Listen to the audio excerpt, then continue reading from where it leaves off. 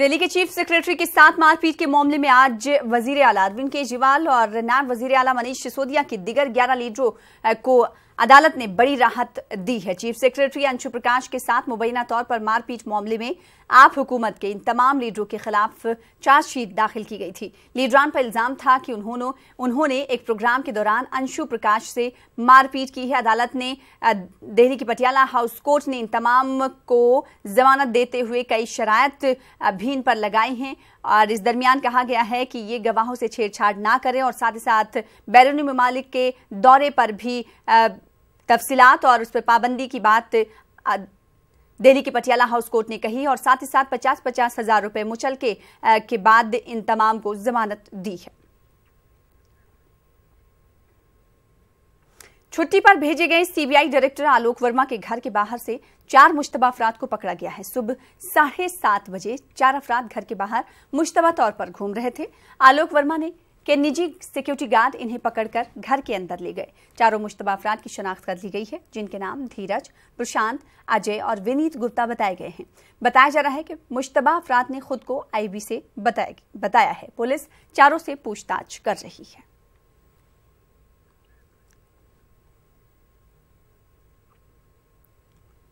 उधर सीबीआई मामले पर सियासत भी तेज हो गई है। कांग्रेस पार्टी के तर्जुमान रणदीप सुरजेवाला ने कहा है कि सीबीआई मामले पर कांग्रेस पार्टी एहतजाज करेगी। उन्होंने कहा है कि जुमे को एहतजाज दिल्ली में सीबीआई हेडक्वार्टर के बाहर होगा। कांग्रेस पार्टी कल ही इस मामले पर मुल्कगीर एहतजाज भी करेगी।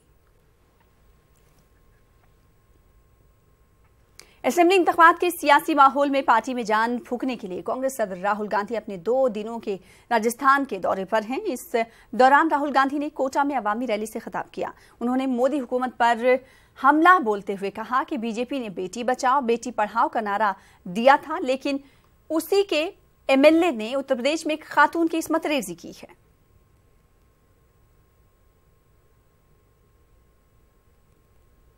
कांग्रेस पार्टी और बीजेपी आरएसएस लोग कहते हैं कि कांग्रेस पार्टी सेक्युलर है, बीजेपी सेक्युलर नहीं है। और जरूर यह फर्क है, मगर इन 2 पार्टियों में सबसे बड़ा फर्क जो स्त्री और पुरुष के बीच में रिश्ता है, जो समाज में महिला की जगह है, सबसे बड़ा फर्क उस पे है। बीजेपी आरएसएस के लोग कहते हैं कि महिलाओं को घर से नहीं निकलना चाहिए, महिलाओं को प्रोग्रेसिव नहीं होना चाहिए, महिलाओं को संगठन में जगह नहीं मिलनी चाहिए। आप आरएसएस की कोई भी मीटिंग देख लीजिए, उसमें आपको एक महिला नहीं दिखाई देगी। आप पाएंगे किस प्रकार से कांग्रेस पार्टी ऐसी पार्टी है जिसने हमेशा महिलाओं को आगे बढ़ाने के लिए संकल्प व्यक्त किया है। मुझे याद है इंदिरा गांधी जी जब प्रधानमंत्री बनी, 17 साल तक राज किया, तो पूरे देश के महिलाओं का मान सम्मान दुनिया के मुल्कों में बढ़ गया। हिंदुस्तान में महिलाएं भी किसी से कम नहीं हैं। इंदिरा गांधी जैसी महान नेता जिसने जिस प्रकार शासन किया, बांग्लादेश को आजाद करवा दिया, गरीब हटाओ की बात करी, हरित क्रांति लेके आई, 20 सूत्री कार्यक्रम लेके आई गरीबों के लिए, दलितों के लिए। उस वक्त से मैं देख रहा हूं कि महिलाओं का मान सम्मान बढ़ाने में कांग्रेस ने कमी नहीं रखी है। इस राजस्थान प्रदेश के अंदर महिलाओं का बहुत गौरवमय इतिहास रहा है, लेकिन जैसा पूर्व वक्ताओं ने बोला, पिछले 5 सालों में महिलाओं के साथ जो हुआ, जो दुष्कर्म हुए, जो उत्पीड़न हुआ, जो शोषण हुआ, जो अनदेखी हुई है, उसकी किसी ने कल्पना भी नहीं करी थी।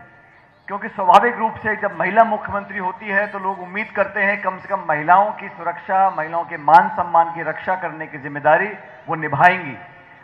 अब 5 साल का समय पूरा हुआ है, वसुंधरा जी ने कोई मौका नहीं खोया। जब जब महिलाओं के साथ दुर्व्यवहार हुआ, उन्होंने मुंह फेर लिया और एक शब्द उनके मुंह से आज तक नहीं निकला कि मैं महिला होते हुए अपनी माताओं बहनों के साथ इस प्रकार का व्यवहार नहीं होने दूंगी। कल राहुल जी, हम सब लोग झालावाड़ में थे, जो उनका क्षेत्र है। हाड़ौती में अनेकों बलात्कार की घटनाएं हुई, फिर भी मुख्यमंत्री जी ने कुछ किया नहीं। बहरहाल आज हम लोगों को कांग्रेस पार्टी की तरफ से राहुल जी संदेश देकर जाएंगे और मैं आप सब लोगों से आग्रह करता हूं, जो हमारी महिला कांग्रेस की पदाधिकारी हैं, जिनके पास पद नहीं भी हो, आप सब लोगों को सक्रिय रूप से बूथ पर काम करना है और कांग्रेस अध्यक्ष होने के नाते मैं आप लोगों को वादा करता हूं कि आप लोगों की पूरी भागीदारी चुनाव के अंदर, चुनाव लड़ने में और बाद में जब कांग्रेस की सरकार बने तो उसमें भी आप लोगों को लगेगा कि महिलाओं की पूरी हिस्सेदारी है, पूरा कंट्रीब्यूशन है। कि राजस्थान में महिला शक्ति का, जो कि मातृशक्ति मानी जाती है, और कोई भी क्रांति हो या कोई भी बदलाव जब कभी भी हुआ है, उसमें महिला शक्ति का एक बहुत बड़ा योगदान रहा है।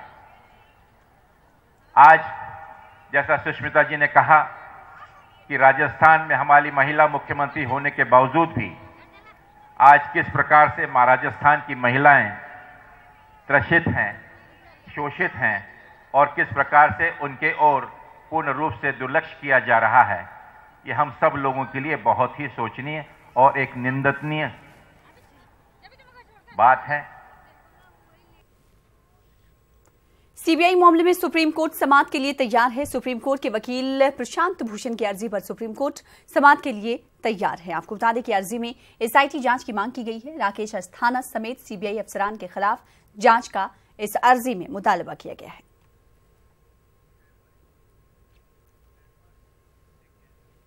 सीपीआई पटना में बीजेपी के खिलाफ रैली करने जा रही है। बताया जा रहा है कि सीपीआई की बीजेपी हराओ देश बचाओ रैली में तकरीबन 2 लाख लोग शामिल होंगे। सीपीआई लीडरों ने यह दावा किया है कि ये रैली तारीखी होगी। रैली में शामिल होने के लिए पार्टी के general secretary S Sudhakar Reddy समेत कई बड़े लीडर पटना पहुंच चुके हैं। इसके अलावा शरद यादव, जीतन राम मांझी समेत अपोजिशन के कई लीडर गांधी मैदान में पटना के मौजूद हैं। रात से ही गांधी मैदान में पार्टी के हामियों का हुजूम देखा जा रहा है। पूरे गांधी मैदान को लाल झंडों से सजाया गया है।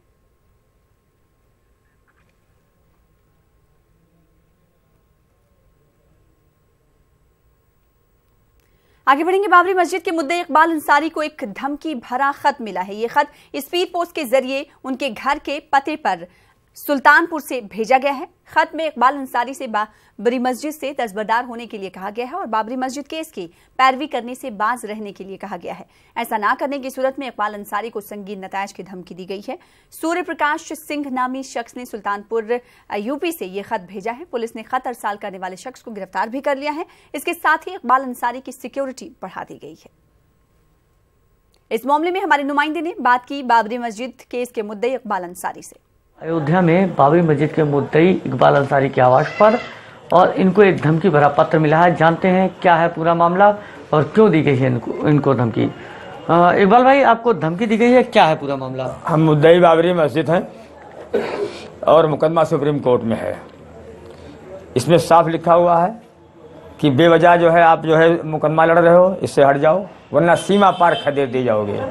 ये पत्र में लिखा हुआ है। तब से हम बहुत परेशान हैं। हमने अपने यहाँ शासन को बताया, प्रशासन को बताया, मीडिया को बताया, सारे लोग हमारे यहाँ मौजूद हैं और इस जो है इस पत्र को देख रहे हैं। इसमें पता भी लिखा हुआ है। इसमें साफ लिखा हुआ है सूर्य प्रकाश सिंह, राम जन्मभूमि मुक्ति आंदोलन कार सेवक, यह है आंदोलन कार सेवक वाहिनी प्रमुख एवं प्रबंधक मुसाफिर खाना गौरक्षा प्रमुख विश्व हिंदू परिषद, ये पता भी लिखा हुआ है। और इनका नाम है सूर्य प्रकाश सिंह, भेजने वाले का नाम सूर्य प्रकाश सिंह दादरा अमेठी के नाम दर्ज है और गौरक्षा प्रमुख विश्व हिंदू परिषद के माध्यम से इनको धमकी दी गई है।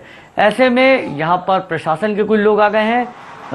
पुलिस अयोध्या थाना राम जन्मभूमि की पुलिस मौके पर पहुंच गई है और आपकी सुरक्षा में मुस्तैद है। अयोध्या से न्यूज 18 के लिए निमिष गोस्वामी की रिपोर्ट। कांग्रेस लीडर वी हनुमंत राव ने एमआईएम पर इंतखाबी ज़ाब्ते अखलाक की खिलाफ वर्जी का इल्जाम आयद किया है। वीएच का कहना है कि एमआईएम लीडर्स वोटर्स को उन्हें वोट ना देने वालों पर हमले की धमकी दे रहे हैं। हैदराबाद के इलाके दरगाह में इंतखाबी मुहिम के दौरान एमआईएम की जानिब से वोटर्स को धमकाया और इसका वीडियो मंजरे आम पर आया। VH ने कहा है कि वोट अवाम का जमहूरी हक है, वो जिसे चाहें दे सकते हैं। उन्होंने MIM लीडरों के खिलाफ कार्रवाई करने का इलेक्शन कमीशन से मुतालबा किया है। तो प्योर अनवांटेड है, ये डेमोक्रेसी नहीं है, ये तो दादागिरी है। हर एक आदमी को वोट डालने का राइट है। बाबा साहब अंबेडकर कॉन्स्टिट्यूशन बनाया, गरीब आदमी को एक ही वोट, अमीर आदमी को भी एक वोट। अब वोट के जगह भी MIM को नहीं डाले तो तुम्हारा बाजा बजाएंगे बोल के ये दादागिरी का काम हो रहा है। गांधी भवन में रोजाना मेला मेला लग रहा, हर आदमी कांग्रेस में ज्वाइन हो रहा। ये देख के MIM वाले धमकियां दे रहे, ये धमकी की बात ठीक नहीं है और इलेक्शन कमीशन इसके ऊपर पूरा तवज्जो देना चाहिए। ऐसा हरकत नहीं करना चाहिए। आवाम को वोट डालने का फ्री एंड फेयर इलेक्शन होना चाहिए। शिवसेना चीफ उद्धव ठाकरे आज अयोध्या जा रहे हैं। वो राम मंदिर की तामीर मुहिम की मीटिंग में हिस्सा लेंगे। उद्धव ठाकरे साधु संतों से भी मुलाकात करेंगे। आपको बता दें कि साधु संतों से इससे पहले भी उद्धव ठाकरे की मुलाकात हो चुकी है।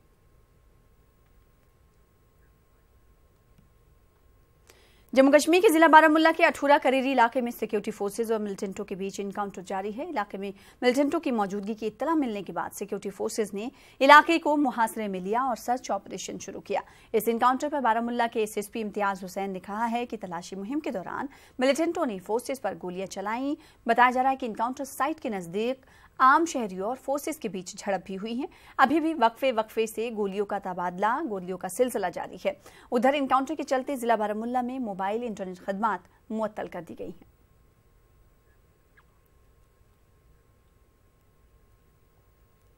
मुंबई में रहने वाले शुमाली हिंदुस्तान के खानदान की शिवसेना के कारकुनों ने पिटाई कर दी। पिटाई की ये वारदात CCTV में कैद हो गई।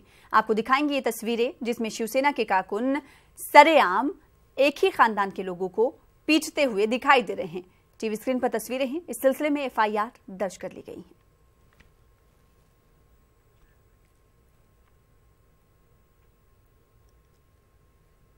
मेघालय के शिलांग में फूलों की नुमाइश लगाई गई। तरह तरह के फूलों ने लोगों के दिल जीत लिए।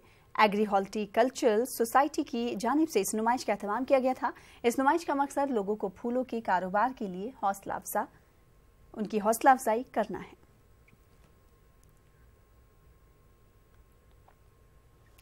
तमिलनाडु के कोयम्बटूर में वर्ल्ड पोलियो डे और स्वच्छ भारत के मिशन के ताल्लुक से एक साइकिल रैली निकाली गई। ये साइकिल रैली 200 किलोमीटर का सफर तय करते हुए कोयम्बटूर से अंदम तक जाएगी। इस रैली के जरिए लोगों को पोलियो और स्वच्छ भारत के सिलसिले में आगाह किया जाएगा।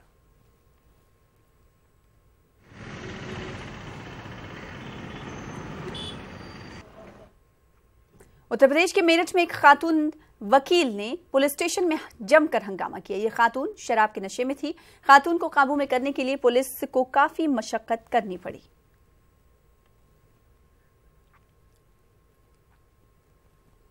गुजरात के मशहूर हीरा कारोबारी सावजी ढोलकिया इस बार दिवाली में अपने मुलाजमीन को एक बार फिर जबरदस्त तोहफा देने वाले हैं। सावजी 600 मुलाजमीन को कार तोहफे में देंगे। कुछ दिन पहले ही ढोलकिया ने अपने 3 मैनेजर को मर्सिडीज कारें तोहफे में दी थी। मध्य प्रदेश के दमोह में मिलावटी मावे की वजह से तकरीबन 200 लोग बीमार हो गए हैं, जिन्हें इलाज के लिए अस्पताल में दाखिल करा दिया गया है। बताया जा रहा है कि शरद पूर्णिमा के मौके पर लोगों ने मावे के लड्डू बाजार से खरीदे थे। पुलिस इस मामले की जांच कर रही है। आज काफ़ी सारे मरीजों को एडमिट किया और लगभग सभी ने यही बताया कि लड्डू खाए हैं, थोड़ा ही खाया, कुछ नहीं बोलते ज़्यादा खाए। तो लगभग सबका कारण यही लड्डू पे ही आ रहा है। तो उसके कारण आज काफ़ी मरीज उल्टी दस्त के हमने भर्ती किए। रियासत में हुए हालिया बल्दियाती इंतखाबात में जहां चंद सियासी पार्टियों ने इन इंतखाबात में हिस्सा नहीं लिया, तो वहीं बीजेपी और कांग्रेस भी इलेक्शन बाइकॉट के चलते कोई खास फायदा हासिल नहीं कर सकी। इन इंतखाबात में सबसे ज्यादा सीटें आजाद उम्मीदवारों ने ही हासिल की हैं। देखिए हमारी खास रिपोर्ट।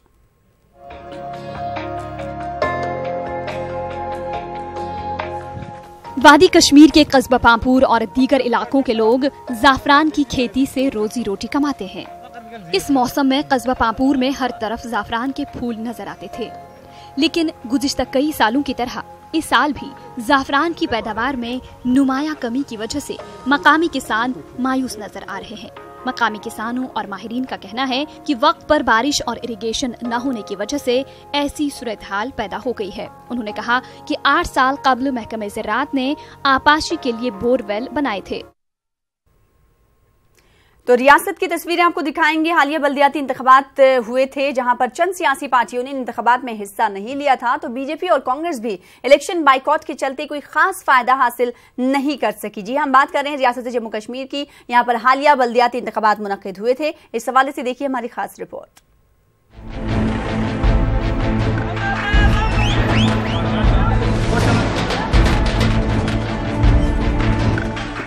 रियासत में हुए बल्दियाती इंतखाबात में नेशनल कॉन्फ्रेंस और पीडीपी के बाइकॉट का फायदा बीजेपी और कांग्रेस नहीं उठा सकी और इन इंतखाबात में ज्यादातर सीटें आज़ाद उम्मीदवारों की झोली में गईं। इस चुनाव से ये बात साफ हो गई है कि कांग्रेस और बीजेपी वोटरों को अपनी तरफ राग़िब करने में नाकाम ही रही। रियासत के वोटरों ने रवायती पार्टियों के उम्मीदवारों के बजाय आज़ाद उम्मीदवारों को फैसला साजी का हक दिया। हर साल 2005 के मुकाबले में इस बार बीजेपी ने जम्मू खित्ते में जम्मू, अखनूर, बिश्ना, अरनिया, आरिसपुरा, खोर, जोड़ियां और गोमनासा में अच्छी कारकर्दगी का मुजाहरा किया, लेकिन पार्टी को लद्दाख, बानिहाल, राजौरी, उधमपुर, सांबा और कठुआ में कोई खास फायदा नहीं मिला। पार्टी को 2005 में 105 सीटें मिली थीं, जबकि इस बार पार्टी ने 312 सीटें हासिल की। पार्टी के अहदेदारों का मानना है कि पार्टी को पहली बार कश्मीर खित्ते में अच्छी कामयाबी हासिल हुई है, जबकि जम्मू में भी कई हलकों में पार्टी ने पिछले कई रिकॉर्ड तोड़ दिए हैं। लगभग 250 मेंबर्स चुन के आए हैं जम्मू प्रोविंस में। अपने आप में दर्शाता है कि लोगों के मन में भारतीय जनता पार्टी के प्रति समर्पण का भाव है। लोग जो है वो देश के प्रधानमंत्री से जुड़ना चाहते हैं।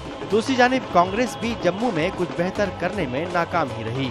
पार्टी ने 2005 के बल्दियाती चुनाव में रियासत में 171 सीटों पर कामयाबी हासिल की थी, जबकि इस बार कांग्रेस को सिर्फ 110 सीटें ही मिली हैं। पार्टी ने ज्यादातर सीटें कश्मीर और लद्दाख में हासिल की। पार्टी लीडरान का मानना है कि कांग्रेस को अगरचे गुज़िश्ता इंतखाबात के मुकाबले में कम सीटें मिली हैं, लेकिन अगर वोट फीसद की बात की जाए तो पार्टी को ज्यादा वोट मिले हैं।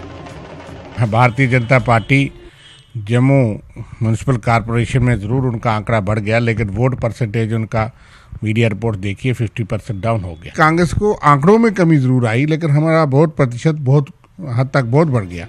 सियासी मुबस्सिरीन का मानना है कि इंतखाबात में हिस्सा लेने से मुताल्लिक फैसले में ताखीर से कांग्रेस पार्टी की कारकर्दगी पर असर पड़ा है। वहीं बीजेपी में दाखिली खलफशार की वजह से पार्टी अच्छा नहीं कर सकी और इसका फायदा आज़ाद उम्मीदवारों को मिला। कांग्रेस क्योंकि लेट डिसीजन लिया उन्होंने पार्टिसिपेट करने के इलेक्शंस में, उनके भी आंकड़े जो हैं आपके सामने हैं, और उन्होंने भी अपना जो वर्कर्स का मोराल है डाउन किया। और बीजेपी की भी प्रॉब्लम रही कि जहां राइट कैंडिडेट से उनको वोट मैंडेट ना दे के इन फाइटिंग की वजह से विद इन बीजेपी, तो रिजल्ट आपके सामने जो है। इस मरतबा आज़ाद उम्मीदवारों ने अच्छा मुजाहरा किया। साल 2005 के बल्दियाती इंतखाबात में जम्मू खित्ते में कुल 67 आज़ाद उम्मीदवार कामयाब हुए थे, जबकि इस इंतखाबात में इन उम्मीदवारों की तादाद 185 तक पहुँच गई है। वहीं कश्मीर खित्ते में सिर्फ 50 आज़ाद उम्मीदवार कामयाब हुए थे। हालिया इंतखाबात में इनकी तादाद बढ़कर 178 तक हो गई है। न्यूज़ 18 उर्दू के लिए जम्मू से समीर भट्ट की रिपोर्ट।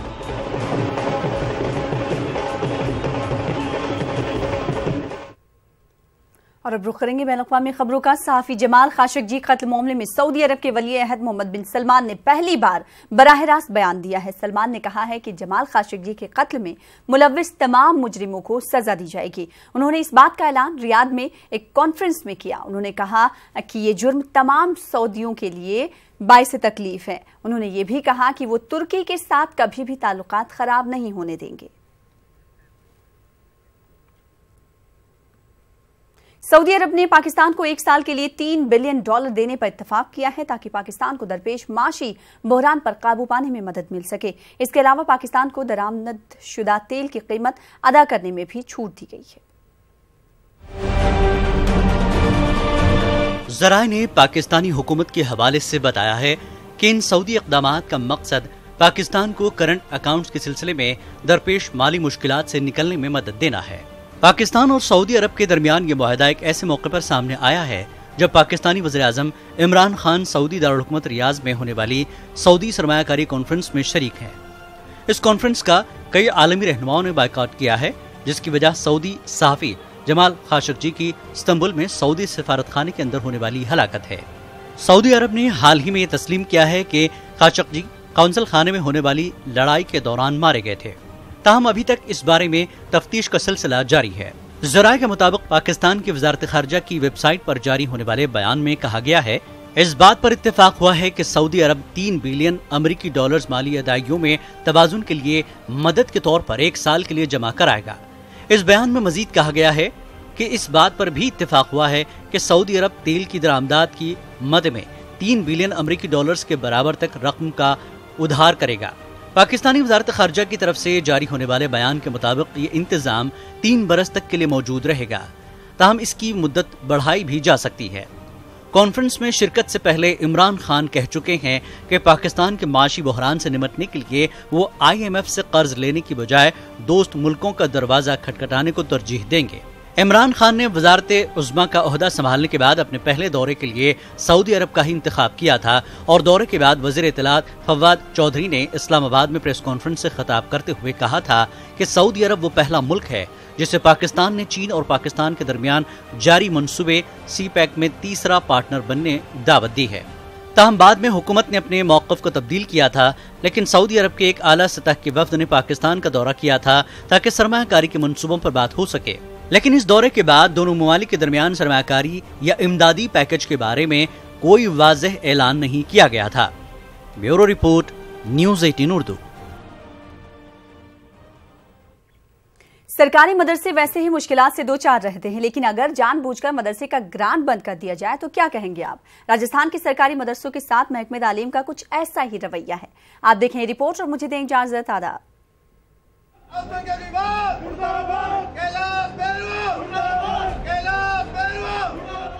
राजस्थान में स्कूलों और मदरसों में मैनेजमेंट के नाम से दिया जाने वाला ग्रांट या यूं कहें इमदाद अब मदरसों को नहीं मिलेगी। महकमे तालीम के पैटर्न में हुई तब्दीली के बाद मदरसे अब ग्रांट से महरूम कर दिए गए हैं। नए पैटर्न में मदरसा तालीम पूरी तरह से गायब है। इस नए पैटर्न पर अमल पैराई भी हो रही है। ताज्जुब की बात यह है कि तवील अरसे से मदरसे को नए साँचे में ढालने की बात हो रही है, लेकिन इस अहम योजना में मदरसा तालीम का कोई जिक्र नहीं है। शिक्षा विभाग का देखिए, पहले क्या होता था, शिक्षा विभाग के द्वारा एक ग्रांट राशि जो मिला करती थी, सब मदरसों को मिला करती थी। वो शिक्षा विभाग ने अभी उस ग्रांट राशि को देने के अंदर इन्होंने कोई नया इनका जो प्रपोजल आया है उसमें इन्होंने उस ग्रांट राशि को देने के लिए, अनुदान देने के लिए अभी बंद कर दिया। उसमें मदरसाओं का नाम नहीं, बिल्कुल भी मदरसाओं को बिल्कुल गायब कर दिया। उससे जो मदद जो मदरसों को मिलती थी और जो खर्चे थे, इस बुनियादी खर्चे, वो बुनियादी खर्चों से वो वंचित रहता है मदरसा और इसका भारी असर पड़ेगा। अब आइए आपको बताते हैं कि ग्रांट से महरूम मदरसे पर क्या असर पड़ेगा। सरकारी मदरसों को अब नहीं मिलेगी मदद। करीब 3000 मदरसों को 8 करोड़ 71 लाख की मदद नहीं मिलेगी। राजस्थान के 3200 मदरसों पर पड़ेगा असर। पहले ग्रांट का नाम था स्कूल फैसिलिटी ग्रांट। ग्रांट का नाम बदल कर किया कंपोजिट स्कूल ग्रांट। पहले रमसा और SSA के जरिए मिलती थी ग्रांट, अब SMSA के जरिए दी जाएगी ग्रांट। राजस्थान में 3215 मदरसे ऐसे हैं जो राजस्थान मदरसा बोर्ड से मान्यता प्राप्त हैं और उन मदरसों में राज्य सरकार द्वारा शिक्षा विभाग के जरिए जो अन्नपूर्णा दुग्ध योजना है, मिड डे मील योजना है, सभी प्रकार की योजनाएं राज्य सरकार द्वारा संचालित हैं, उनका लाभ मिल रहा है। पहले जब SSA के थ्रू SFG की राशि दी जाती थी, स्कूल फैसिलिटी ग्रांट, भौतिक सुविधाओं के लिए, उसकी राशि हमेशा मदरसों को मिलती रही है। लेकिन जब से रमसा और SSA को एक साथ करके समसा का गठन किया गया है, उसके बाद में नया एक फंड इन्होंने नई ग्रांट चालू की है, कंपोजिट स्कूल ग्रांट, जिसमें छात्र संख्या के आधार पर ग्रांट राशि दी जा रही है। अब इसमें इन्होंने मदरसों को इस सूची में शामिल नहीं किया है।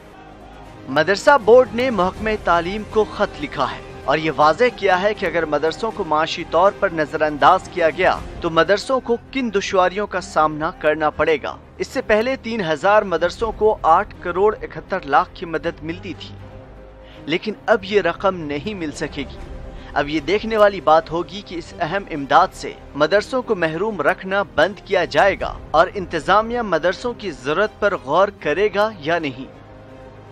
न्यूज़ 18 उर्दू के लिए जयपुर से अरबाज अहमद की रिपोर्ट।